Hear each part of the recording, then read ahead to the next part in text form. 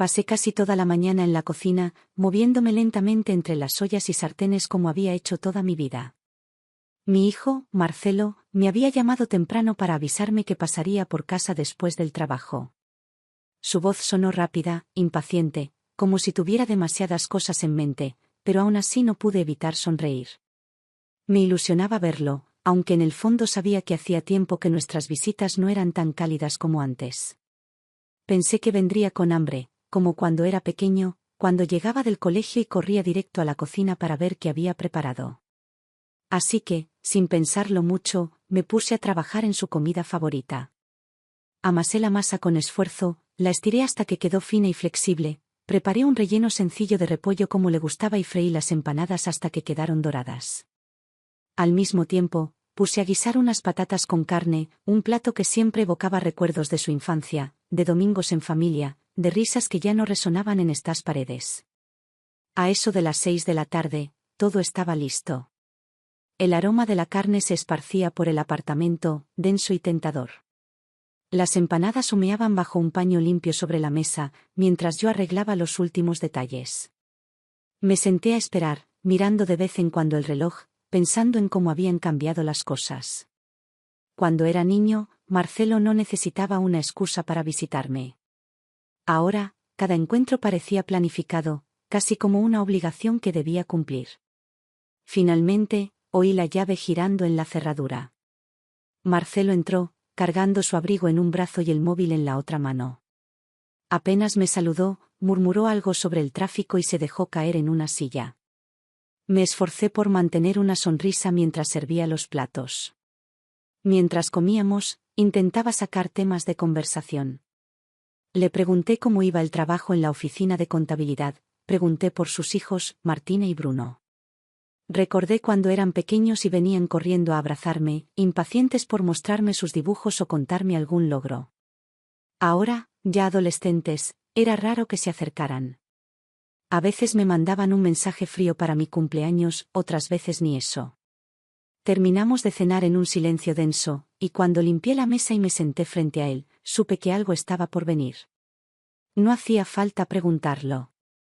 Vi su expresión tensa, el modo en que apretaba las manos sobre sus rodillas. Respiró hondo y empezó a hablar. Desde sus primeras palabras supe que lo que venía no me iba a gustar. Me dijo que su piso se había quedado pequeño, que Martina y Bruno necesitaban espacio, habitaciones propias, un lugar donde cada uno pudiera tener privacidad. Explicó que él y su esposa, Carolina, habían estado pensando en una solución práctica para todos. Que quizás, si yo me mudaba a su apartamento, ellos podrían trasladarse aquí, a este piso grande donde yo había vivido toda mi vida. Me quedé en silencio, escuchando. Él continuó hablando, tratando de adornar la idea. Que entendía que estaba encariñada con la casa, pero que ahora vivía sola, que era mucho esfuerzo limpiar y mantener un lugar tan grande, que económicamente también era una carga. Que para ellos sería un alivio enorme. Sentí una punzada en el pecho. Esta no era una propuesta hecha desde el amor, era una operación de conveniencia. Le respondí que esta era mi casa, que aquí había nacido, crecido, envejecido. Cada rincón de este piso estaba lleno de recuerdos. No era solo una casa, era mi vida entera. Mientras hablaba, recordé que cuando se casó con Carolina, hacía ya 3 años que había enviudado. Ofrecí que vinieran a vivir conmigo en aquel entonces. Les abrí mi puerta, mi hogar, pero Carolina se negó. Prefirieron alquilar un apartamento viejo, oscuro, lleno de humedad y tuberías oxidadas. Les advertí que no lo hicieran, pero no quisieron escuchar. Compraron aquel lugar y tardaron 9 años en pagar la hipoteca. Apenas 6 meses atrás la habían terminado de saldar. Y ahora, apenas respiraban libres de deudas, querían invadirme mi casa. Marcelo, viendo mi resistencia, propuso otra idea. Podríamos vender ambas propiedades. Yo me quedaría con un pequeño piso de una habitación, y ellos, con el dinero restante y algún subsidio familiar, podrían comprar algo más grande para su familia. Le pregunté, sin levantar la voz, por qué no consideraban vender su propio piso y solicitar una nueva hipoteca. Me respondió que sería complicado, que encontrar comprador llevaría tiempo, que no sacarían mucho dinero y que una nueva hipoteca los ataría hasta la jubilación. Después de que se fue, no pude dormir. Me pasé la noche entera dando vueltas en la cama, sintiendo que una sombra pesada se había instalado en mi pecho. Recordé a Carmen, mi vieja amiga, que había confiado demasiado en sus hijos. Le vendieron su piso grande, le compraron un diminuto apartamento que apenas tenía espacio para una cama y una mesa. Después se olvidaron de ella. Cuando enfermó, no tenía dinero para sus medicinas. Su hijo, con voz cansada, le pidió que comprara medicamentos genéricos, que estaban muy ajustados de dinero, que la niña tenía clases de piano y que estaban renovando la cocina. Fue una vecina la que, viendo su estado, llamó al médico de familia. Carmen terminó pasando 40 días en el hospital. La visitábamos solo la vecina y yo. Pensé que eso mismo podría pasarme. Porque yo también había dado mucho. Dinero, tiempo, cuidados. Había regalado cosas buenas, cocinado, acompañado en momentos difíciles. Y ahora sentía que todo eso no significaba nada. Días después los llamé. Les pedí que vinieran ambos. No cociné nada especial esta vez. Solo puse unas galletas secas y una caja de bombones en la mesa. No era una celebración. Era una conversación que debía tener los pies en la tierra.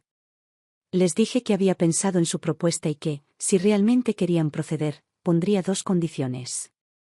La primera era que elegiría yo misma dónde vivir. No iba a aceptar un lugar miserable como el que le dieron a Carmen. Y la segunda era que tendría el 50% de propiedad en la nueva vivienda que compraran. Carolina reaccionó de inmediato. No le pareció justo que yo figurara como copropietaria. Marcelo trató de explicarle que si usaban el subsidio familiar, yo no podría estar en el título, que la ley solo permitía padres e hijos. Respondí que no hacía falta usar ese dinero. Que lo guardaran para los estudios de Martina y Bruno. Que solo quería una garantía. No podía permitirme confiar ciegamente. No, otra vez. Marcelo intentó justificarse. Dijo que no me habían olvidado. Pero yo recordaba demasiado bien cuánto tiempo había pasado desde la última vez que me llamaron sin que me diera un interés económico. Recordaba las fiestas en las que no fui invitada, los cumpleaños en los que recibí solo un frío mensaje de texto. Recordaba los días en que estuve enferma y nadie llamó para saber cómo me encontraba. Carolina terminó levantándose de la mesa, molesta. Dijo que entonces mejor se quedaban donde estaban. Que yo podía seguir en mi piso. Que ya veríamos en 10 años quién me daría un vaso de agua. Le respondí con calma. Le dije que este piso, en pleno centro de la ciudad, era un lugar codiciado. Siempre habría quien me ayudara. Yo pensé que serían mis nietos, pero me equivoqué. Les conté que mi sobrina nieta, Lucía, hija de mi hermana Teresa, estaba a punto de comenzar sus estudios de medicina. Que quizás, de vez en cuando, vendría a visitarme. 3 meses después, me enteré por una vecina de que Marcelo y Carolina habían comprado un nuevo piso. Hipoteca a 20 años. No volvieron a llamar. Pasaron 2 años y medio en los que su número solo aparecía en mi pantalla en sueños. Un día, me levanté temprano, me vestí con mi mejor abrigo y fui a la notaría. Redacté mi testamento. En él no mencioné a Marcelo. No mencioné a Carolina. No mencioné a Martina ni a Bruno. Y esa fue apenas la primera decisión que tomé para recuperar lo que quedaba de mí. Después de salir de la notaría, caminé sin rumbo durante horas. El otoño había llegado con su brisa fría y sus hojas secas acumulándose en las veredas. Cada paso me pesaba más que el anterior, como si mis piernas arrastraran todos los años, todas las decepciones que ya no podía ignorar. A mi edad, 80 años recién cumplidos, la soledad se siente distinta. No es solo estar sola. Es sentir que el tiempo que queda ya no tiene los mismos rostros que antes, que los nombres que una vez fueron tu vida ahora son solo recuerdos fríos, ausencias que duelen más que cualquier enfermedad. Cuando regresé a casa, me senté en mi butaca junto a la ventana. Desde allí podía ver el árbol que plantó mi padre cuando yo tenía 5 años. Ese árbol había resistido tormentas, inviernos brutales, veranos abrasadores. Yo también había resistido. Pero ahora sabía que ya no tenía que hacerlo sola. Que podía elegir cómo pasar mis últimos años. Me había pasado toda la vida pensando en los demás, en Marcelo, en Carolina, en los niños. Había cocinado para ellos, cuidado de sus enfermedades, regalado parte de mi pensión para que pudieran pagar clases, ropa, vacaciones. Y ahora, cuando mi cuerpo ya no era fuerte, cuando mis días se acortaban, me pedían que renunciara también a mi hogar. Ese mismo día, sin contarle a nadie, abrí el viejo armario del dormitorio. En el fondo, bien escondidas, guardaba las carpetas de los papeles del banco. Mi esposo, Armando, había sido un hombre prudente. Aunque siempre habló más de la casa, del piso en el que criamos a nuestro hijo, también había ahorrado en silencio. Cuando él murió, todo el dinero de nuestras cuentas me quedó a mí. No era una fortuna de revistas, pero sí suficiente para vivir tranquila hasta el fin de mis días. Marcelo siempre creyó que lo único que había heredado era la casa. Así se lo dije. Así lo pensó él, que ahora era el propietario legal del piso gracias a la herencia de su padre. Pero el dinero, el verdadero colchón que Armando construyó a lo largo de décadas de trabajo, era mío. Y ahora sabía exactamente qué hacer con él. Pasé varias noches planificando en silencio. Me senté en la mesa de la cocina con mi libreta y un bolígrafo, haciendo cuentas, revisando precios. No tenía sentido seguir en un piso que ya no sentía como propio. Cada rincón ahora me hablaba de lo que había perdido, de quienes me habían dado la espalda. Decidí que buscaría un lugar donde pudiera vivir rodeada de respeto, aunque no fuera en familia. Una residencia de ancianos, pero una buena, de esas donde se cuidan los detalles, donde uno no es un estorbo sino una persona. Al mismo tiempo, tomé una decisión que me llenó de paz. No quería que el dinero que había acumulado Armando terminara en manos de quienes solo veían en mí un estorbo o una carga. Pensé en los niños que de verdad necesitaban ayuda, los que no tenían familia, ni techo, ni comida caliente cada día. Busqué fundaciones honestas, con programas serios, que se dedicaran a cuidar y educar a niños abandonados o sin recursos. Contacté con una de ellas. La directora, una mujer llamada Mariana, me recibió con un respeto que ya había olvidado que existía. Me mostró las instalaciones, los proyectos, los informes financieros. Todo estaba limpio, claro, sin engaños. Me contó sobre los niños que habían sacado adelante, sobre los sueños que habían ayudado a cumplir. Salí de allí con el corazón lleno de una alegría que no sentía desde que Armando y yo éramos jóvenes. Acordé donar casi todo mi dinero a la fundación. Me quedé con lo suficiente para pagar una buena residencia y asegurarme de que no me faltara nada. El resto, cada último céntimo, iría a esos niños que de verdad lo necesitaran. Organicé la mudanza en secreto. Vendí algunos muebles, regalé otros a vecinos que los valoraban. Llevé solo algunas pocas pertenencias a mi nuevo hogar, fotografías, mi máquina de coser, algunos libros, la manta que tejí durante mi primer embarazo. El día que dejé el piso, cerré la puerta con una sensación de alivio. No tristeza, no miedo. Era como si soltara un peso enorme que me había estado aplastando sin que lo notara. Subí al taxi que me llevó a la residencia. Desde la ventanilla, vi por última vez la fachada gris del edificio, las ventanas donde durante años puse luces de Navidad, las macetas que regaba cada mañana. La residencia se llamaba Jardines de Otoño. Un nombre sencillo, sin pretensiones. Me recibieron con sonrisas sinceras. La habitación era pequeña pero luminosa. Tenía una ventana amplia que daba a un jardín interno lleno de árboles y bancos de madera. El personal era amable. Las otras residentes, mujeres en su mayoría, compartían historias de juventud, de hijos que habían crecido y partido, de amores perdidos y reencontrados en los recuerdos. Allí, entre desconocidos que me trataban con una dulzura inesperada, supe que había tomado la decisión correcta. Ya no era una carga, ya no era un estorbo. Era María Teresa, una mujer con historia, con dignidad intacta. Un mes después, Marcelo apareció en la residencia. Llegó sin avisar, empujando la puerta de entrada con una expresión tensa. Supe al instante que algo había cambiado. Seguramente había descubierto el dinero que su padre había dejado, el dinero que yo ya había entregado en su mayor parte a la fundación. Lo vi discutir brevemente con la recepcionista. Lo vi buscarme con la mirada, desesperado, nervioso. Me quedé sentada en uno de los bancos del jardín, observándolo desde lejos. Cuando intentó entrar al jardín, la directora le explicó que solo los visitantes autorizados podían acceder, que yo no había autorizado su ingreso.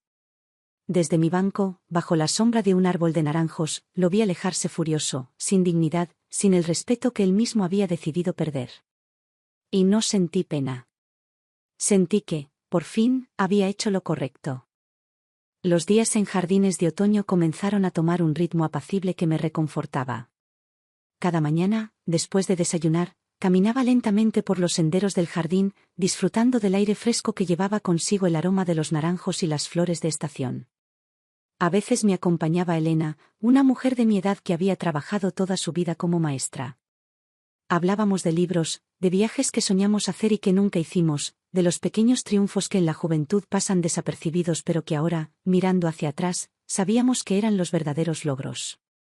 Había tardes en las que nos reuníamos en el salón principal a bordar o leer. Me gustaba esa rutina sencilla. Me gustaba saber que a nadie le interesaba lo que había en mi cuenta bancaria, que nadie me miraba pensando en lo que podía sacar de mí. Solo era María Teresa, una más entre ellos, libre de expectativas ajenas, libre del peso de las obligaciones que me habían marcado durante tantos años. A veces, en el silencio de mi habitación, pensaba en Armando. Me preguntaba qué habría dicho si pudiera verme ahora. Me imaginaba su sonrisa cálida, la forma en que solía poner su mano sobre la mía en los momentos difíciles. Siempre confió en mí. Siempre creyó que haría lo correcto. Pensar en él me daba fuerza. Marcelo no volvió a aparecer en la residencia después de aquella primera visita frustrada. Supe, a través de algunas llamadas de conocidos, que había estallado en furia al descubrir que el dinero no estaba disponible para él. Gritó, insultó, amenazó con abogados. Pero los documentos estaban en regla. La donación era irrevocable. Todo se había hecho bajo mi voluntad y con mi plena capacidad legal. No había nada que pudiera hacer. La noticia corrió rápida entre algunos parientes. Sobrinos lejanos, primos que apenas recordaba, comenzaron a llamarme con súbitos ataques de afecto, queriendo saber cómo estaba, ofreciendo visitas que antes no les habían interesado. No contesté la mayoría de las llamadas. No porque guardara rencor, sino porque entendí, de una vez y para siempre, que en esta etapa de mi vida solo quería cerca a quienes me brindaran cariño sincero. Lucía, mi sobrina nieta, fue la única excepción. Ella sí vino a verme. Ella sí se sentó a mi lado, sin pedir nada, sin esperar nada. Me traía libros de medicina que ella misma estudiaba, me contaba sobre sus prácticas en hospitales, sobre los pacientes que la inspiraban a seguir adelante. Su entusiasmo era como un soplo de aire fresco en mis tardes tranquilas. Un día, mientras paseábamos por el jardín, me tomó de la mano. No dijo nada, no hizo falta. En ese gesto estaba toda la ternura que mi alma necesitaba. Me hizo sentir que no estaba sola, que todavía había raíces en esta vida, pequeños brotes que valían la pena. Mientras tanto, en la residencia, encontré otros pequeños motivos para sonreír. El olor del pan recién horneado en las mañanas. Las charlas interminables sobre viejas películas que veíamos en las noches. Los cumpleaños que celebrábamos con canciones desafinadas y pasteles caseros. Había más vida en esos momentos sencillos que en todas las grandes reuniones familiares a las que me invitaron por compromiso en los últimos años. Cada tanto recibía cartas de la fundación a la que había donado el dinero. Cartas escritas con esmero, contándome sobre los niños que ahora podían estudiar, sobre las nuevas aulas que habían construido, sobre las sonrisas que mi aporte había ayudado a dibujar. Guardaba esas cartas como pequeños tesoros. Cuando el ánimo me flaqueaba, las leía una vez más y recordaba que había hecho lo correcto. No buscaba reconocimiento. No quería monumentos ni placas con mi nombre. Solo quería saber que, de alguna manera, había podido devolver algo de lo que la vida me había dado. No a quienes me dieron la espalda, sino a quienes realmente lo necesitaban. A veces, Las noches eran más largas que de costumbre. El cuerpo, cansado, me recordaba su fragilidad. Pero el alma, liberada de cargas inútiles, descansaba en paz. No tenía deudas pendientes. No debía explicaciones a nadie. Marcelo, según me contó una vecina en una carta que recibí meses después, había intentado vender su piso para mudarse a un lugar más grande. Las deudas, sin embargo, lo alcanzaron rápido. Sin el dinero que esperaba obtener de mí, sus planes de una vida cómoda se desmoronaron. Carolina, su esposa, había regresado a trabajar a tiempo completo. Martina y Bruno, adolescentes ya, parecían más distantes que nunca de sus padres. Leí esa carta con una serenidad que nunca habría imaginado tener. No era alegría malsana. No era revancha. Era simplemente la constatación de que cada uno recoge lo que siembra. Yo había sembrado amor, dedicación, respeto. Quizás no en todos había dado fruto, pero en mí sí. Y en Lucía, y en los niños que ahora podían soñar con un futuro mejor gracias a aquel dinero. No sentía odio hacia Marcelo. Solo una distancia inmensa, irreversible. Una brecha que no podía ni quería cruzar. Cada mañana, al despertar, me permitía un pequeño ritual. Abría la ventana, respiraba hondo el aire limpio del jardín y agradecía. No por lo que había perdido, sino por lo que aún me quedaba. Mi dignidad. Mi tranquilidad. Mi nombre limpio de reproches. Había dejado atrás el piso grande, los recuerdos empañados, las falsas promesas. Ahora tenía menos, pero era libre. Y en esa libertad encontraba cada día un motivo para seguir viviendo con la frente en alto. El primer invierno en Jardines de Otoño fue particularmente frío. Las mañanas comenzaban cubiertas de niebla y había que abrigarse bien para salir a caminar por el jardín. Aún así, me gustaba salir cada día. El frío en la piel era una señal de que seguía viva, de que todavía formaba parte de este mundo, aunque mi lugar en él hubiera cambiado tanto. Durante esas caminatas, recordaba episodios de mi vida con una claridad que antes no tenía. Era como si mi mente, liberada de preocupaciones innecesarias, quisiera hacer balance, repasar los años con la calma que nunca tuve en el momento en que sucedieron. Me veía a mí misma de joven, con el cabello recogido y las manos siempre ocupadas, cuidando de Marcelo cuando era apenas un bebé, preocupándome por cada fiebre, cada herida, cada mala nota en la escuela. Me veía también con Armando, trabajando juntos para construir un hogar donde nuestro hijo pudiera crecer rodeado de amor y seguridad. Pensaba en cómo el tiempo transforma a las personas, cómo el amor más genuino puede ser olvidado o enterrado bajo capas de egoísmo y conveniencia. No guardaba rencor. Marcelo era quien era, y había hecho sus elecciones. Yo también había hecho las mías. Y, en ese intercambio de caminos, había aprendido que la dignidad no se negocia, que el amor propio es el último refugio cuando todo lo demás falla. Algunas tardes, nos reuníamos en el salón para escuchar música. A veces venía una mujer con un piano portátil y nos tocaba piezas antiguas, boleros, tangos, canciones de cuando éramos jóvenes. Me sorprendía recordar las letras casi enteras, cantar en voz baja mientras otras residentes se animaban a seguir el ritmo con las manos. Esos momentos simples me llenaban de una alegría serena.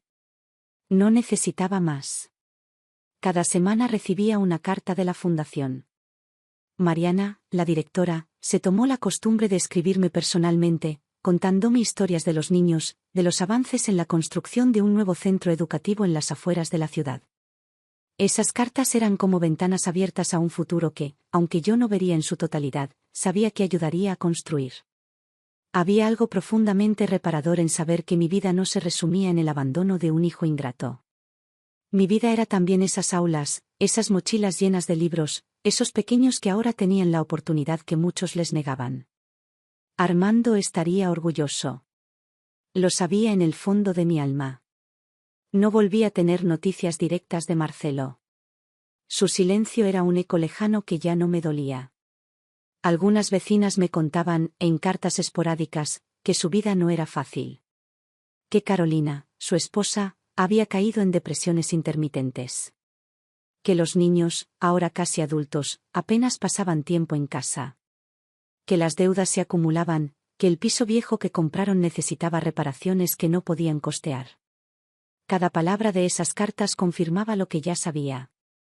Que las decisiones egoístas, tarde o temprano, pasan factura. Que las raíces de una familia no se sostienen solo con ladrillos y metros cuadrados, sino con amor sincero, respeto, dedicación. En la residencia, nunca faltaban los pequeños gestos de cariño.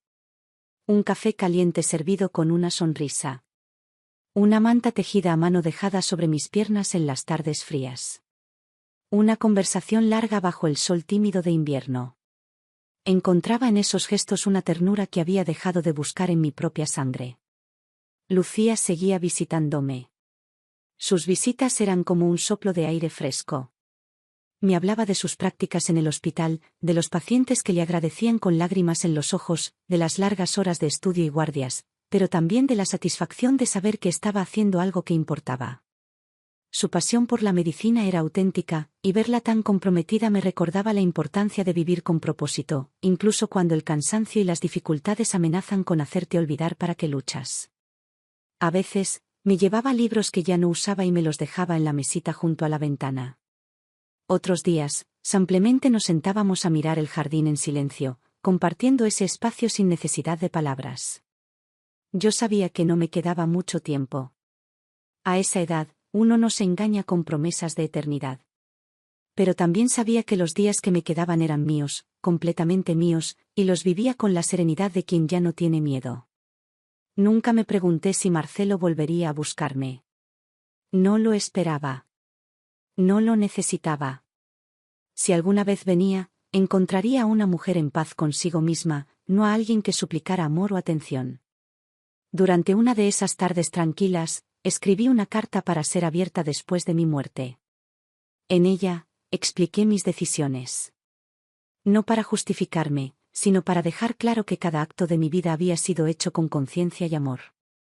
Que había elegido dar mi legado a quienes más lo necesitaban, no por despecho, sino por convicción. Y que deseaba que, si alguna vez Marcelo encontraba esa carta, entendiera que la verdadera herencia no se mide en bienes materiales, sino en los actos de bondad que dejamos tras nosotros. La guardé en un sobre sencillo, sin adornos, y la entregué a la directora Mariana, pidiéndole que se asegurara de que fuera enviada en su momento. Me sentí ligera después de eso. Como si una última carga hubiera sido soltada. Como si, por fin, nada ni nadie pudiera atarme al dolor del pasado. Los últimos días del invierno trajeron consigo una promesa de renovación. Los cerezos en el jardín comenzaron a hincharse con pequeños brotes rosados. El aire, aunque frío, olía diferente. A vida, a cambio, a esperanza. Y yo, sentada bajo el mismo árbol donde vi alejarse a Marcelo meses atrás, sonreí. No porque todo hubiera salido como soñé cuando era joven, sino porque, a pesar de todo, seguía encontrando motivos para sonreír. No había sido una vida perfecta. Pero era mía. Y en esos momentos, comprendí que eso era suficiente. La primavera llegó despacio, como todo lo importante en la vida. No hubo grandes explosiones de color de un día para otro, ni cambios bruscos. Fue una transformación lenta y silenciosa. Primero una brisa menos cortante en las mañanas, después algunos brotes tímidos en los árboles, hasta que de pronto, casi sin darnos cuenta, el jardín de jardines de otoño se llenó de vida nueva. Mis días transcurrían entre paseos, charlas, lecturas y pequeñas alegrías. Empecé a participar en un taller de escritura que organizaban una vez a la semana.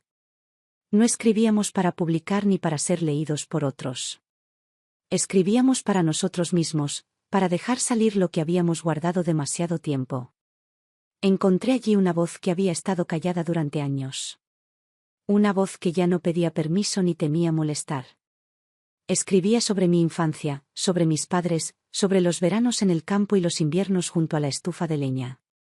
Escribía sobre Armando, sobre el amor sencillo que compartimos. Escribía sobre la maternidad, sobre las ilusiones que uno pone en los hijos, sobre el dolor silencioso de ver cómo esas ilusiones se desmoronan. No buscaba culpas ni excusas. Solo dejaba que las palabras fluyeran, como un río que necesita encontrar su cauce. Cada vez que terminaba un relato, me sentía un poco más liviana, como si al poner en el papel esas memorias les quitara el peso que durante tanto tiempo cargué sola. Lucía seguía viniendo, fiel como un reloj de sol. Algunas veces traía a su compañero de estudios, un muchacho callado y educado que se presentaba con flores silvestres recogidas en el camino. No era necesario hablar mucho. La juventud se notaba en sus miradas, en su manera de soñar en voz alta, de creer que todo está aún por escribirse. Los observaba y sentía una ternura profunda, un orgullo callado. Ellos, y no otros, eran la verdadera continuación de lo que Armando y yo habíamos sembrado. No compartían mi sangre de manera directa, pero sí mi amor, mi esperanza, mis valores. Durante esos meses, recibí otra carta de la fundación. Mariana me contaba que habían inaugurado un nuevo comedor infantil en un barrio muy pobre. En la carta incluía una foto. Decenas de niños sonreían frente a una mesa llena de platos calientes. La sostuve en mis manos durante un largo rato, dejando que esa imagen impregnara cada rincón de mi memoria. Allí estaba el verdadero legado. No en herencias disputadas, no en bienes materiales ni en firmas legales. Mi legado era esa comida, esas sonrisas, esos niños que, aunque nunca me conocieran, habían recibido un pequeño empujón hacia una vida mejor. Marcelo seguía ausente. Nunca más volvió a intentar contactarme directamente. Supe por terceros que su vida era complicada, que el peso de las decisiones mal tomadas seguía aplastándolo. No sentía satisfacción en saberlo. Tampoco pena. Era, simplemente, una verdad que ya no me tocaba. Había aprendido que la culpa ajena no debía convertirse en mi condena. Cada uno arrastra su propia historia, y yo había elegido no cargar con culpas que no eran mías. En una tarde especialmente luminosa, mientras tejía una bufanda para el invierno que vendría, recordé un pasaje de uno de los libros que leí en el taller de escritura. Decía que la vida no se mide por lo que recibimos, sino por lo que damos. Lo entendí de una forma nueva, más profunda. No se trataba de cuánto amor recibimos de quienes criamos, sino de cuánto amor dimos, incluso cuando no fue correspondido. Darlo todo, aún sin garantías. Ese era el verdadero acto de fe. Con el correr de las semanas, me hice amiga de varias residentes. Compartíamos anécdotas, canciones, recetas viejas. Había una complicidad dulce entre nosotras, nacida del conocimiento mutuo de la fragilidad y la resistencia. Nadie necesitaba fingir. No había máscaras en jardines de otoño. Solo mujeres que, pese a todo, seguían apostando a la vida cada mañana. Una de ellas, Carmen, me enseñó a hacer flores de papel. Nos sentábamos juntas, cortábamos pacientemente las hojas de colores y armábamos ramos que después decoraban las salas comunes. Cada flor era una pequeña victoria contra el olvido, una manera de decir aquí estamos, seguimos siendo capaces de crear belleza. En una de esas tardes, sentí por primera vez en mucho tiempo una felicidad serena, sin fisuras.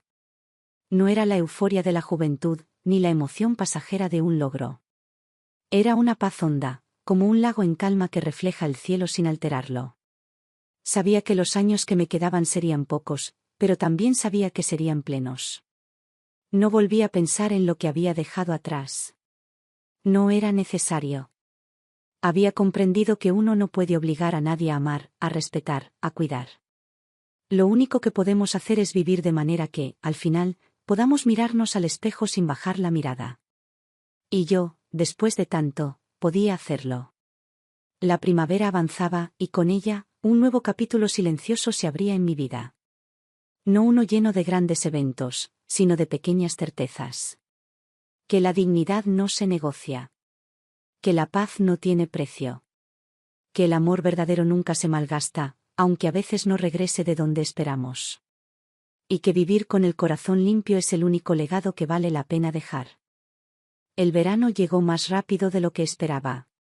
El calor en jardines de otoño era suave, atenuado por los árboles frondosos y la brisa que corría desde las colinas cercanas. Las tardes se hacían largas, y nos reuníamos bajo el toldo del jardín, bebiendo jugo de frutas o simplemente conversando de todo y de nada. Cada día me sentía más liviana. No en el cuerpo, que inevitablemente acusaba los años, sino en el alma. Como si las cargas de toda una vida hubieran ido cayendo una a una, dejándome solo con lo esencial. Me había pasado décadas preocupándome, temiendo, esperando. Ahora, solo vivía. Seguía escribiendo en el taller, aunque algunas veces la mano temblaba un poco más de lo normal. No importaba.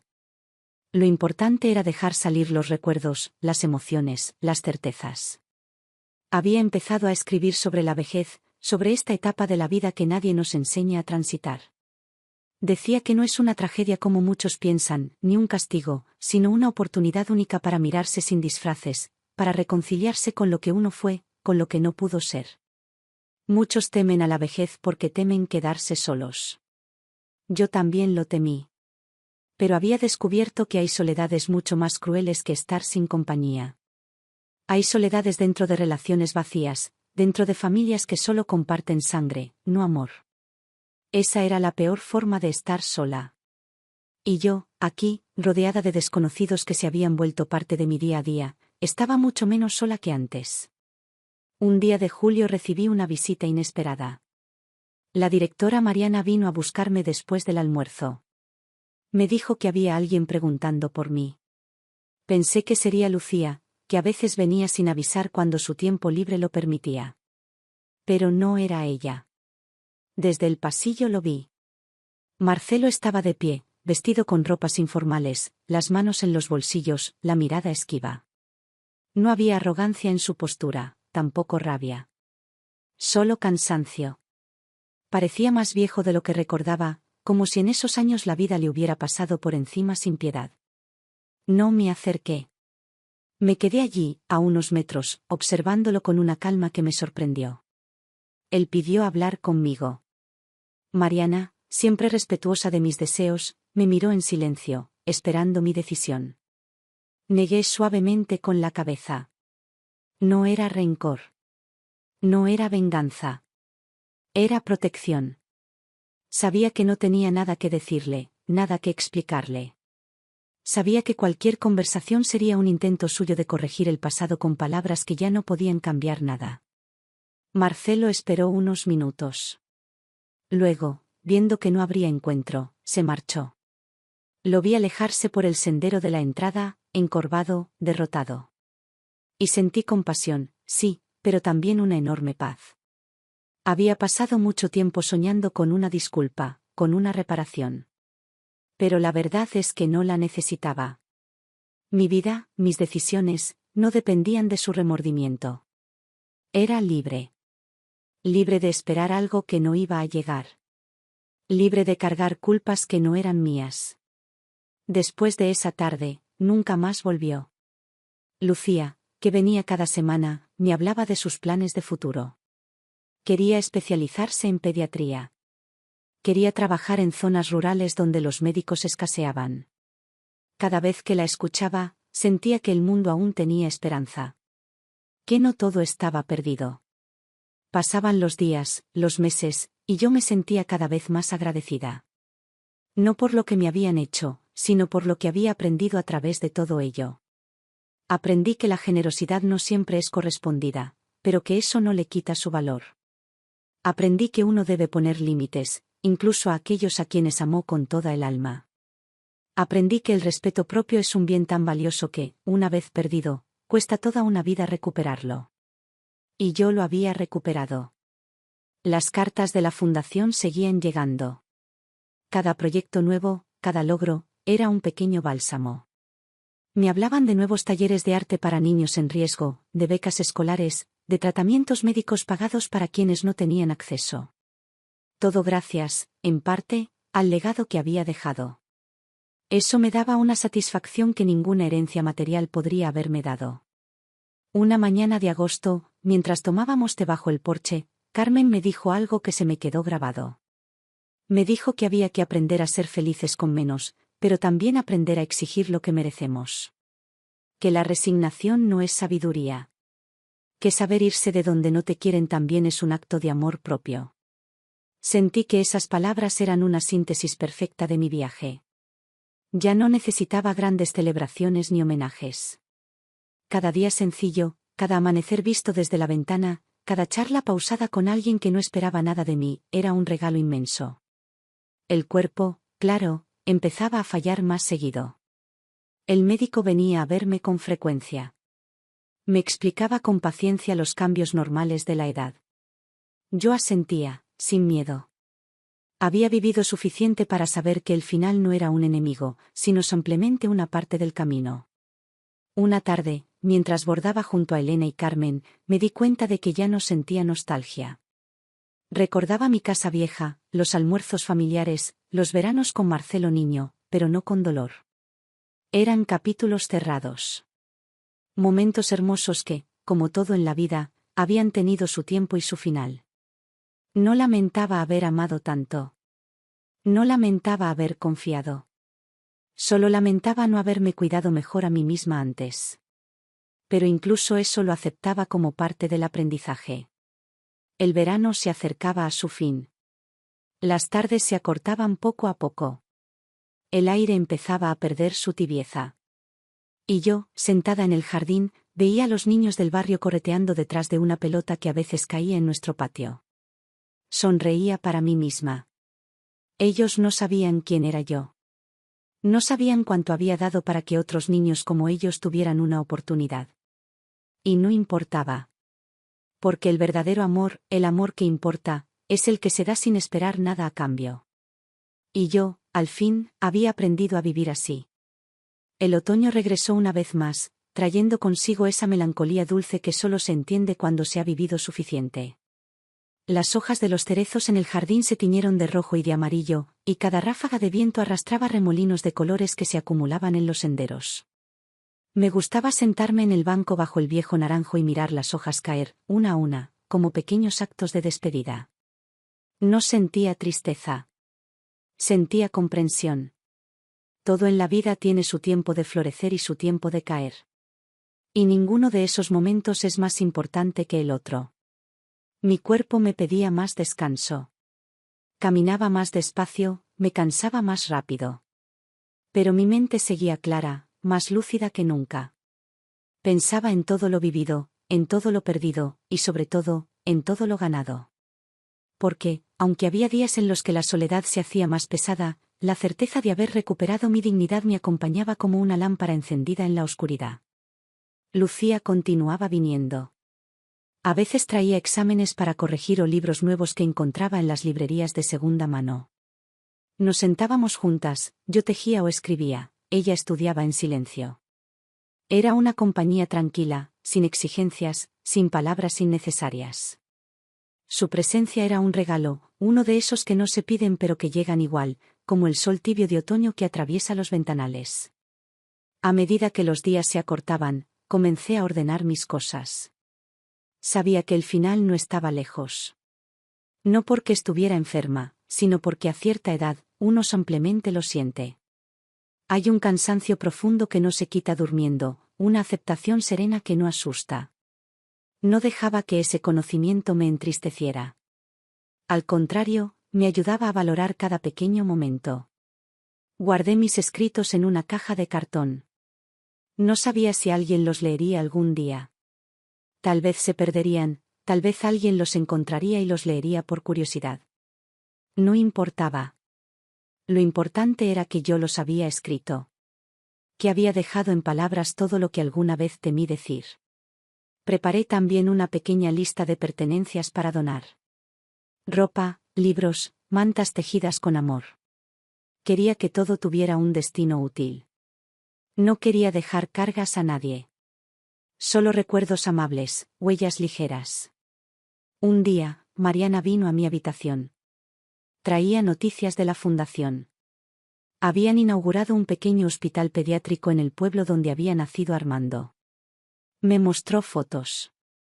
Un edificio modesto pero limpio, con camas ordenadas y paredes pintadas de colores alegres. En la entrada, una pequeña placa decía, por quienes nunca dejan de soñar. No había mi nombre, ni el de Mariana, ni el de ningún donante. Era un homenaje anónimo, como debe ser cuando se da de corazón. Lloré en silencio al ver esas imágenes. No de tristeza. Era una emoción distinta, más pura, como si todas las lágrimas guardadas durante años hubieran encontrado, al fin, una razón justa para brotar. Me sentía en paz. Una tarde de noviembre, Cuando el frío empezaba a calar los huesos y el cielo se teñía temprano de un gris profundo, Carmen se acercó a mi banco en el jardín. Nos sentamos juntas en silencio, como tantas veces. Después de un rato, me tomó la mano. No necesitamos hablar.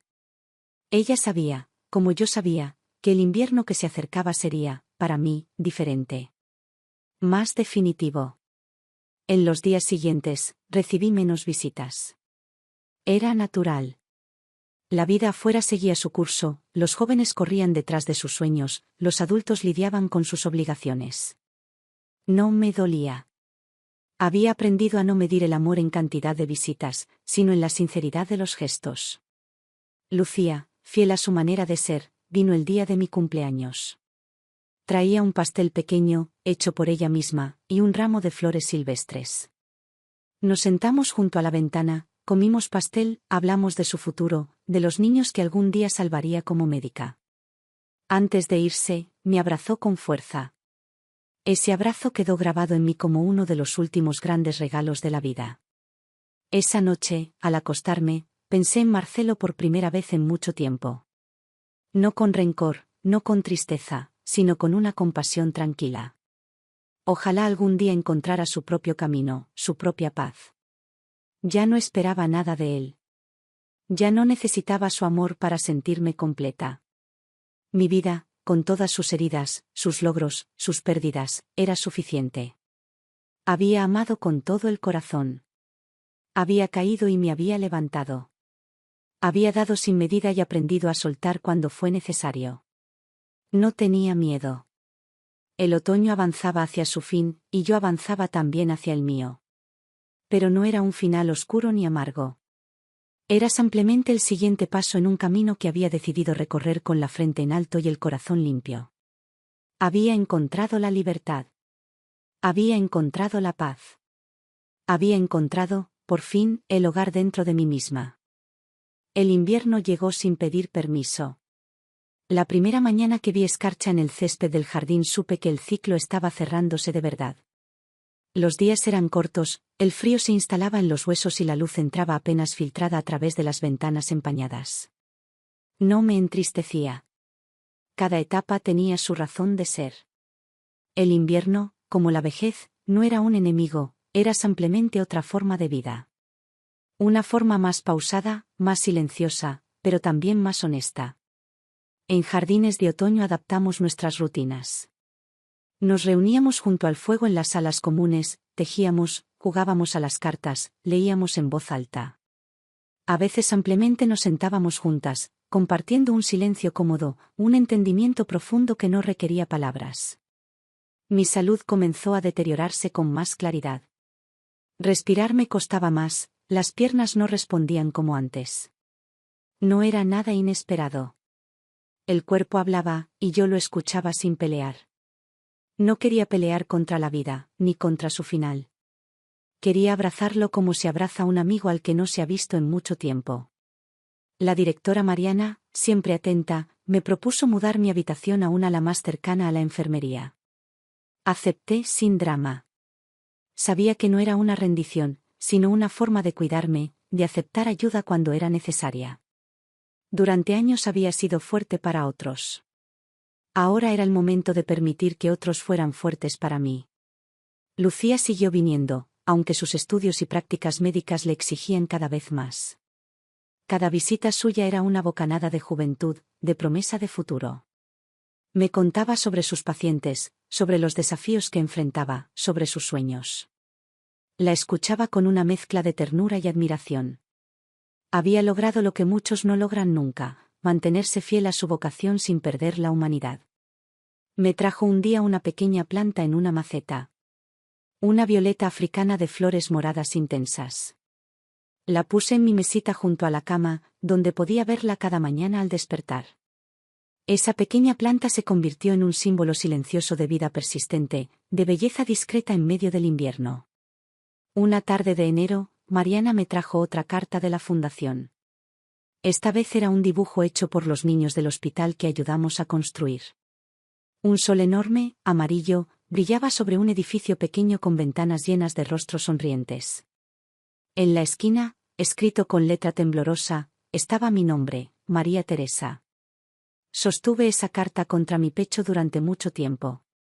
No lloré. No sentí tristeza. Sentí una gratitud inmensa. La vida, con todos sus golpes, había valido la pena. Había momentos, en la soledad de la noche, en los que el dolor físico me arrancaba gemidos que no podía controlar. Pero incluso en esos momentos, encontraba consuelo en saber que no había dejado que la amargura ganara. Que, pese a todo, había elegido el amor. Recordaba a Armando. Lo sentía cerca. No como una aparición fantasiosa, sino como una presencia cálida en lo más hondo de mi ser. Su amor, su respeto, su ternura, seguían viviendo en mí. No era una viuda abandonada, era una mujer que había amado profundamente y que llevaba ese amor como una joya invisible. Recordaba también a Marcelo, pero de una manera distinta. No con reproche, sino con la compasión que se tiene por quienes se pierden a sí mismos en la vida. No me dolía su ausencia. Era como una página pasada, una historia leída que ya no necesitaba volver a revisar. Carmen, mi amiga de las flores de papel, enfermó gravemente en esos días. Fue ingresada en la enfermería y, en cuestión de semanas, se apagó como una vela que ya ha dado toda su luz. Asistí a su pequeño homenaje en la capilla del hogar. Un acto sencillo, lleno de respeto. Pensé que así me gustaría partir a mí también, sin estridencias, sin discursos vacíos, solo con el amor silencioso de quienes de verdad entienden. En los días siguientes, mi mundo se volvió más pequeño. Mis caminatas se limitaron a los pasillos cortos. Pasaba más tiempo en cama, mirando a través de la ventana como el invierno seguía su curso. La violeta africana seguía floreciendo, ajena al frío, obstinada en su belleza humilde. Un día, mientras descansaba con los ojos cerrados, escuché los pasos conocidos de Lucía. Se sentó a mi lado, me tomó la mano. Su mano era joven, firme, cálida. La mía, delgada y frágil, la envolvió con esfuerzo. No hablamos mucho. No hacía falta. Me dijo que había recibido una beca para especializarse en pediatría en un hospital importante. Vi en sus ojos la misma luz que una vez vi en los de Armando cuando me habló por primera vez de querer formar una familia. La luz de quienes aún creen en la bondad del mundo. Le sonreí. Le apreté la mano. Y supe que todo había valido la pena. No había fracasado. Había sembrado amor, y aunque no floreciera siempre donde uno lo espera, siempre florece en algún lado. El invierno avanzaba. Las noches eran cada vez más largas. El cuerpo me pedía cada vez menos esfuerzo, más descanso. Pero la mente seguía llena de recuerdos dulces, de certezas que me arropaban mejor que cualquier manta. Y mientras el viento helado golpeaba suavemente contra los cristales, yo cerraba los ojos y me dejaba mecer por el rumor sereno de una vida bien vivida. Febrero llegó con su brisura tranquila, con su cielo plomizo que parecía no querer despejarse nunca. En jardines de otoño, la vida seguía su curso lento, como un río que ya ha dejado atrás los rápidos y se desliza manso hacia su destino final. Pasaba la mayor parte del tiempo en mi habitación, arropada bajo una manta gruesa, con la violeta africana floreciendo incansablemente sobre la mesita. A veces leía, a veces escribía, pero la mayor parte del tiempo simplemente me quedaba en silencio, dejando que los pensamientos vinieran y se fueran como las ráfagas de viento que golpeaban suavemente los cristales. Mi cuerpo ya no respondía como antes. Cada movimiento era un esfuerzo. Cada día, un pequeño acto de voluntad. Pero no me quejaba. No había tristeza en mí, ni rabia. Había aceptación. La aceptación completa de quien ha vivido, ha amado, ha perdido y ha sabido seguir adelante. Lucía seguía viniendo cuando podía. Siempre con su sonrisa intacta, con su voz cálida. Me traía noticias de sus avances, de sus pequeños triunfos, de los niños que atendía en el hospital. Cada historia suya era una chispa que iluminaba mis días. Saber que ella seguiría luchando por otros me daba una satisfacción que nada podía igualar. Mariana también venía a visitarme a menudo. Me traía cartas de la fundación, fotografías de nuevos proyectos. En una de esas visitas, me mostró una foto que me conmovió profundamente, una sala de juegos llena de niños riendo, bajo un cartel que decía, Casa María Teresa. No buscaban halagarme. Fue una decisión espontánea de los voluntarios, un gesto nacido de la gratitud sincera. Sostuve esa fotografía con manos temblorosas, sintiendo como una oleada de emoción me recorría el pecho.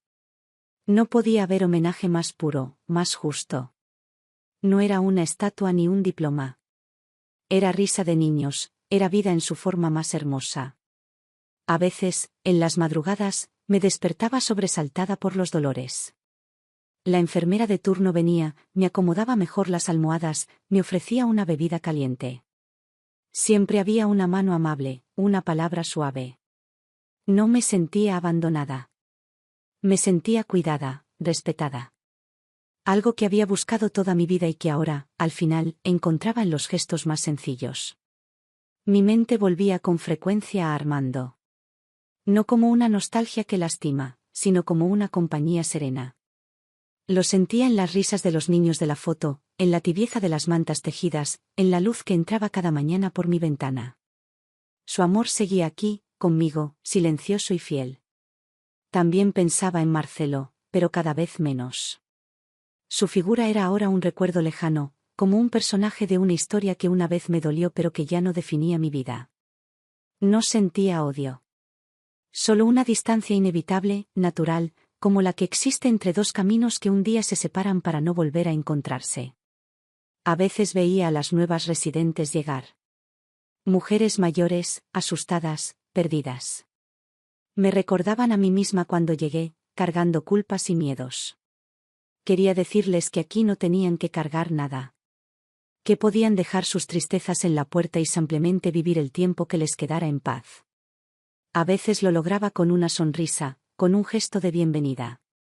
Una mañana especialmente fría, mientras el cielo comenzaba a clarear, supe que mi cuerpo ya no tenía la misma fuerza. La enfermera me ofreció ayudarme a levantarme, pero preferí quedarme en la cama, mirando cómo la luz muy tenue se filtraba por la ventana. Pensé en la vida como en una colcha tejida a mano. Cada trozo, cada hilo, representaba un momento, una persona, un dolor, una alegría. Algunos trozos estaban gastados, otros seguían brillando.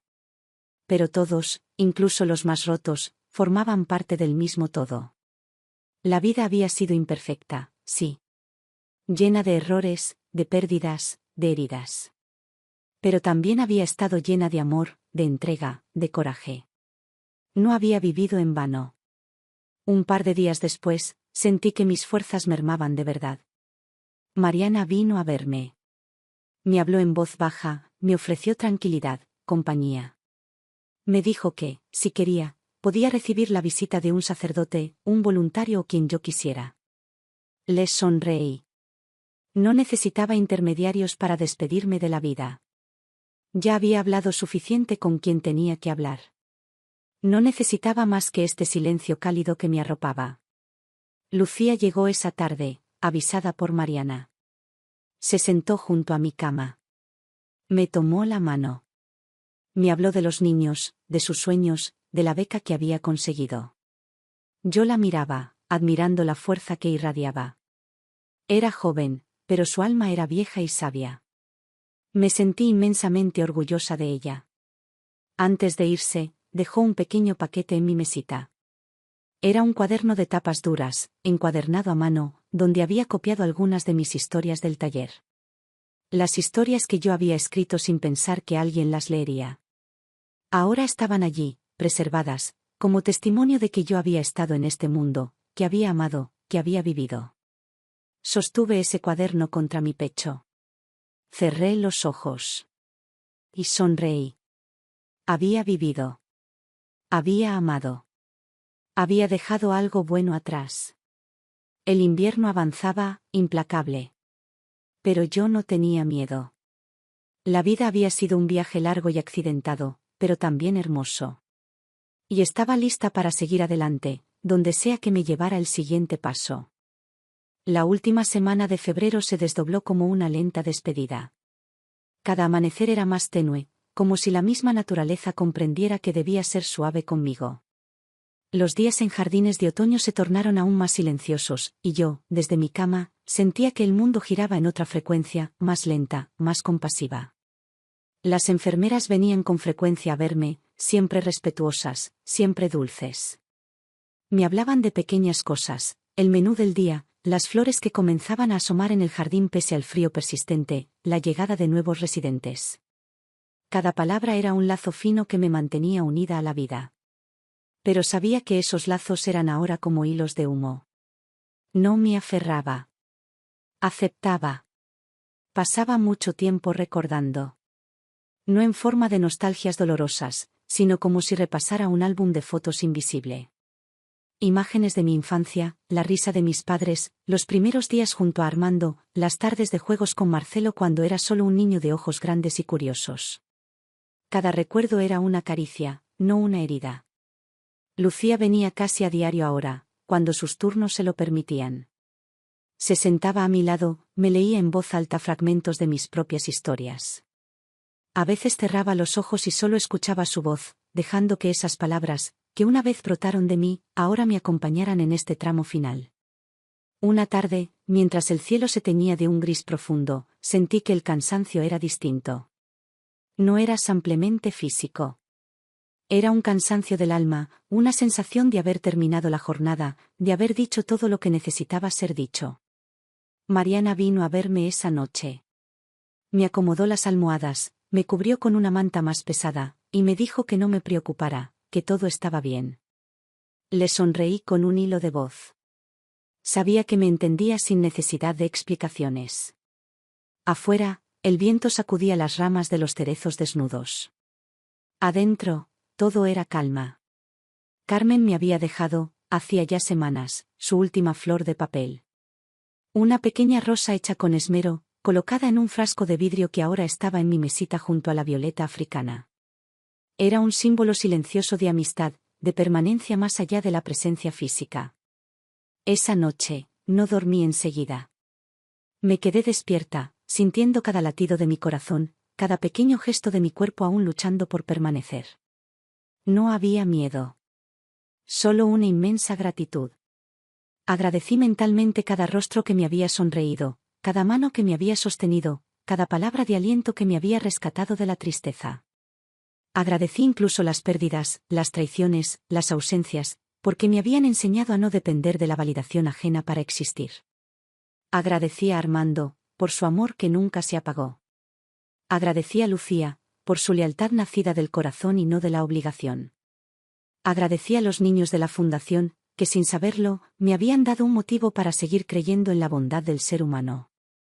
Pensé en Marcelo, brevemente, como quien recuerda una estación del año que fue hermosa y luego inhóspita. No con rabia, no con tristeza. Solo con la serenidad de saber que había hecho todo lo que estaba en mi mano. El resto no dependía de mí. Cerré los ojos. No deseaba nada más. No esperaba milagros. No soñaba con revanchas ni reconciliaciones. Estaba en paz. La noche avanzó lenta, silenciosa. Oía, a lo lejos, las pisadas suaves del personal de noche, el susurro de puertas que se abrían y cerraban. Era como el murmullo de un río corriendo en la oscuridad, llevando todo hacia su destino final. En algún momento, sentí una presencia a mi lado. Lucía, sentada en una silla junto a mi cama, me tomaba la mano. No abrió los labios para decir nada. No hacía falta. Todo estaba dicho. Todo estaba sentido. Todo estaba perdonado. La vida había sido imperfecta, sí. Llena de pérdidas y de errores. Pero también había sido rica, generosa, luminosa en sus momentos más humildes. No tenía pendientes. No tenía culpas. No tenía miedos. Era solo yo, María Teresa, lista para descansar. Y así, entre el murmullo del viento y el calor de una mano amiga, me dejé ir, como una hoja que suelta la rama cuando sabe que su viaje ha terminado. La mañana siguiente amaneció distinta en Jardines de Otoño. El cielo estaba despejado, un azul pálido que parecía lavado por la lluvia de la noche anterior. El aire frío, pero limpio, entraba suavemente por las rendijas de las ventanas. Todo parecía en calma, como si el mundo supiera que una historia había llegado a su fin. Fui la primera en saberlo, aunque ya lo había presentido la noche anterior. Sentí como mi corazón, cansado pero sereno, dio su último latido. No hubo dolor, no hubo lucha. Solo una sensación de alivio profundo, como quien regresa finalmente a casa después de un viaje largo y difícil. Mariana fue la que entró primero en la habitación. Se acercó en silencio, comprobó mi pulso, y luego se quedó de pie junto a la cama, en respetuosa quietud. No dijo nada. No lloró. Solo se inclinó ligeramente la cabeza, como quien reconoce un paso importante, un tránsito inevitable. Más tarde, llegó Lucía. Venía corriendo, con el cabello revuelto, los ojos brillantes de lágrimas contenidas. Se detuvo al verme, ya en paz, y sus hombros temblaron levemente. Se acercó, tomó mi mano ya fría entre las suyas, y se la llevó a la mejilla. Se sentó a mi lado durante horas, hablándome en voz baja, contándome de su vida, de sus sueños, de su gratitud. En Jardines de Otoño organizaron una pequeña ceremonia, sencilla y luminosa, como yo habría querido. No hubo discursos grandilocuentes, ni llantos teatrales. Solo palabras honestas de quienes compartieron conmigo el último tramo de mi vida. Relataron anécdotas pequeñas, momentos de ternura, gestos de generosidad. Lucía tomó la palabra en un momento. Habló de mí como se habla de los árboles antiguos, de su fuerza silenciosa, de su sombra protectora, de su presencia que permanece aun cuando ya no se ve. Los niños de la fundación enviaron una carta colectiva. No podían venir, pero escribieron entre todos un mensaje lleno de dibujos, de colores, de agradecimientos. Algunos dibujaron corazones, otros casas con jardines, otros soles enormes que ocupaban toda la hoja. La carta fue leída en voz alta. Cada palabra era una semilla plantada en la memoria de quienes escuchaban. Después de la ceremonia, Mariana y el personal de la residencia plantaron un pequeño árbol en el jardín. Un ciruelo joven, justo al lado del banco donde solía sentarme cada mañana. Colocaron una placa pequeña, discreta, que decía simplemente: aquí floreció una vida. No mi nombre. No fechas. Solo esa frase sencilla que capturaba toda una existencia. Lucía se acercó al árbol, dejó al pie la violeta africana que yo había cuidado hasta el final. Las flores moradas contrastaban con el verde nuevo de las hojas jóvenes. Era un gesto silencioso, pero lleno de amor. Mi habitación fue vaciada días después. Mariana, con respeto, guardó mis pocas pertenencias, el cuaderno encuadernado por Lucía, las flores de papel de Carmen, la foto de los niños de la fundación. Todo fue entregado a Lucía, tal como lo había pedido. La casa María Teresa siguió funcionando. Cada niño que entraba por esa puerta encontraba un lugar seguro, un refugio, una oportunidad para soñar con algo más grande que sus circunstancias. La vida seguía su curso. Las estaciones cambiarían de nuevo. El jardín se llenaría de flores en primavera, se cubriría de hojas en otoño, soportaría nevadas ligeras en invierno. Y en algún rincón de todo eso, yo seguiría estando. No en un retrato, no en un nombre escrito en piedra, sino en cada gesto de bondad, en cada mano que se tendiera para ayudar a otro. Marcelo supo de mi partida semanas después. Llegó a la residencia preguntando si podía recoger algo, si había alguna herencia pendiente. Mariana le explicó con calma que todo estaba en orden, que no había bienes que reclamar, que mi voluntad había sido respetada hasta el último detalle. Se marchó en silencio, sin hacer escándalo. No era rabia lo que lo acompañaba esta vez. Era un vacío más grande, uno que ni el dinero ni el tiempo podrían llenar. Nunca más volvió. Lucía, en cambio, volvió cada tanto.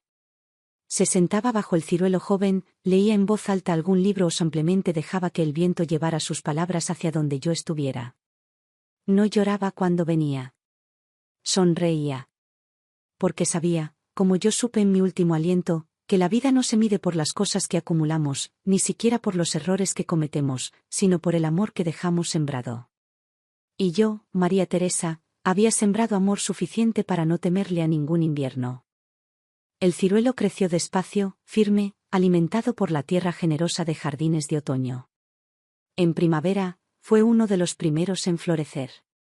Pequeñas flores blancas cubrieron sus ramas como una promesa cumplida. Desde la ventana de la residencia, muchos lo miraban y sonreían, aunque no todos conocieran su historia. No hacía falta. Algunas presencias no necesitan ser explicadas para sentirse. Lucía venía a menudo. Traía libros nuevos, cartas de niños que seguían escribiendo desde la casa María Teresa, pequeños recuerdos que dejaba al pie del árbol. No eran ofrendas, no eran despedidas. Eran actos de amor sencillo, de continuidad, de respeto por una vida que había encontrado su plenitud en los últimos años, no en el esplendor de la juventud. Las estaciones siguieron su curso. El jardín se pintaba de colores cada primavera, se cubría de hojas doradas cada otoño, soportaba con dignidad el peso silencioso del invierno. Y en medio de todo eso, el pequeño ciruelo, quieto pero vivo, recordaba a quienes pasaban por allí que hay vidas que florecen incluso después de haberse ido. La fundación creció también. Con el tiempo, abrieron más centros, becaron a más niños, construyeron más aulas. Mariana me recordó siempre en cada proyecto. No como un nombre para figurar en listas o placas, sino como un impulso silencioso, como la raíz de algo que debía seguir dando frutos. Los niños que un día se beneficiaron de ese primer gesto crecieron. Algunos se convirtieron en maestros, otros en médicos, en carpinteros, en cocineros. Lo que todos tenían en común era que llevaban en sus vidas la oportunidad de haber sido vistos, escuchados, valorados. Lucía terminó sus estudios. Se convirtió en una médica respetada, conocida no solo por su competencia sino por su compasión. Cada niño que atendía llevaba, de algún modo, una chispa de esa cadena de amor que comenzó mucho tiempo atrás, en decisiones silenciosas, en gestos pequeños que fueron sembrados uno tras otro. A veces, en las tardes tibias, ella regresaba a Jardines de Otoño. Se sentaba bajo el ciruelo y dejaba pasar las horas leyendo o simplemente pensando. No lloraba. Sonreía. Porque sabía que no todo termina con la ausencia. Que el amor verdadero no se apaga. Que las vidas vividas con dignidad se multiplican en otros, más allá de los años, más allá del olvido. Marcelo, por su parte, siguió su vida. Cambió de casa varias veces, enfrentó deudas, perdió trabajos, ganó otros. No quedó en la calle, no cayó en desgracia, pero tampoco encontró la paz que buscaba desesperadamente en cosas materiales. Supo, en sus noches más oscuras, que hubo un momento en el que pudo haber elegido de otra manera. Pero eligió mal. Y algunas elecciones no tienen retorno. Nunca volvió a Jardines de Otoño. Nunca visitó el pequeño ciruelo. Nunca preguntó por las cartas de los niños ni quiso saber más de la fundación. Eligió olvidar. Y en su olvido, eligió también apartarse del legado que pudo haber compartido. Pero la vida no espera a quienes se quedan atascados en su propio resentimiento. La vida sigue. Y en cada flor que brotaba en aquel ciruelo, en cada niño que encontraba refugio en una nueva casa María Teresa, en cada gesto sencillo de bondad que Lucía multiplicaba en su trabajo diario, yo seguía viva. No, en nombre. No, en estatua. No, en posesiones. Sino en la única forma en que la vida realmente importa, en el bien que dejamos sembrado. María Teresa no fue famosa. No fue rica. No fue recordada con grandes discursos ni aniversarios. Pero fue amada en actos pequeños y verdaderos. Fue respetada por aquellos que entendieron su valor más allá de lo que podía ofrecerles. Fue libre al final de su vida. Y en esa libertad, dejó una herencia más grande que cualquier fortuna. La herencia de saber que, a pesar del dolor, a pesar de las traiciones, a pesar de las ausencias, el amor, cuando es dado de verdad, nunca se pierde. Florece. Silencioso. Persistente. Eterno.